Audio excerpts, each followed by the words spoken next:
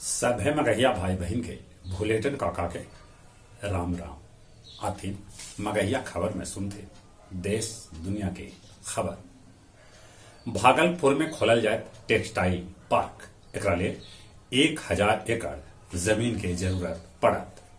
कर्नाटक सरकार कहलक हिजाब इस्लामिक धार्मिक प्रथा के जरूरी अंग न है। अब सभ्य वोटर के दिल जाए नया सिरे इपिक।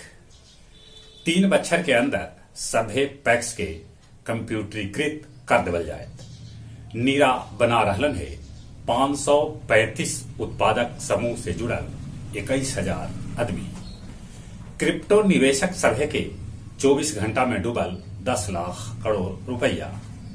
दाऊद के भाई काशकार गिरफ्तार, 24 फरवरी तक ईडी के हिरासत में। बिहार पुलिस भवन निर्माण के एग्जीक्यूटिव इंजीनियर अनुज कुमार सिंह के ठिकाना पर विजिलेंस मारल छापा, करोड़ों की संपत्ति बरामद। अहमदाबाद विस्फोट मामला में 38 गो के फांसी के सजाए तो 11 गो के भेटायल उम्र कैद के सजाए। पूर्वी यूक्रेन में भारी गोलाबारी, 24 घंटा में 300 विस्फोट कैल गए।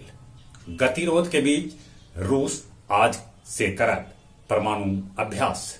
यूक्रेन ले एयर इंडिया के 3 गो फ्लाइट अगला हफ्ता।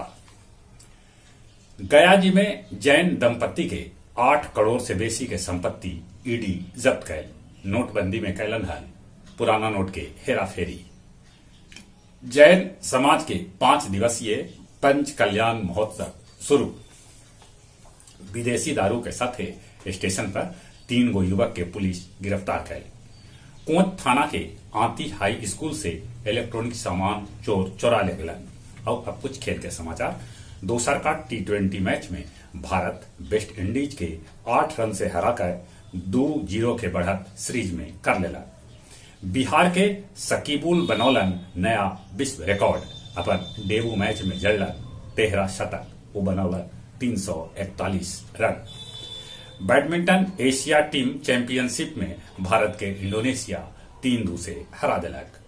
न्यूजीलैंड भारतीय महिला टीम के तीसरका वनडे मैच में भी हरा दिलक है और 3-0 के बढ़त ले लेलक। पहल का टेस्ट में न्यूजीलैंड दक्षिण अफ्रीका पर दबदबा बना लेलक है। अब न्यूजीलैंड 7 विकेट जीत से दूर है। जहां तक मौसम के सवाल है, मौसम दिन पर दिन सुधर रहा है। अपने सभे से निहोरा, कोरोना से बचे ले मुंह नाक पर मास्क जरूर लगाते। एक बार फिर से अपने सभे के चले बुलेटिन काका के राम राम।